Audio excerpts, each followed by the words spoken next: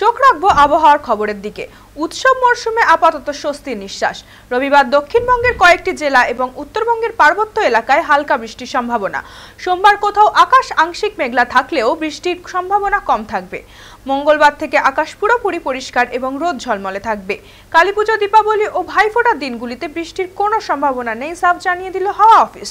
বঙ্গোপসাগরে ফের ঘনীভূত হচ্ছে নিম্নচাপ। আবহাওয়া দপ্তরের পূর্বাভাস, এই নিম্নচাপটি আগামী 24 অক্টোবর গভীর নিম্নচাপে পরিণত হতে পারে। কলকাতা পার্শ্ববর্তী অঞ্চলের জন্য আগামী দুদিন অর্থাৎ 18 থেকে 19 তারিখ আংশিক মেঘলা আকাশ থাকার সম্ভাবনা।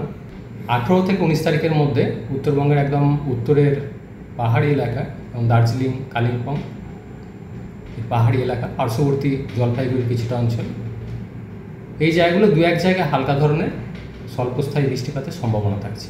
সোমবার আংশিক মেঘলা আকাশ থাকার সম্ভাবনা, তারপর খুব একটা কিছু নেই, প্রধানত শুষ্ক ওয়েদারই থাকবে। উল্লেখযোগ্য কিছু এই মুহূর্তে সোম থেকে বুধ যেটা বললেন, উল্লেখযোগ্য কিছু ওয়েদার নেই, শুষ্ক ওয়েদার থাকবে।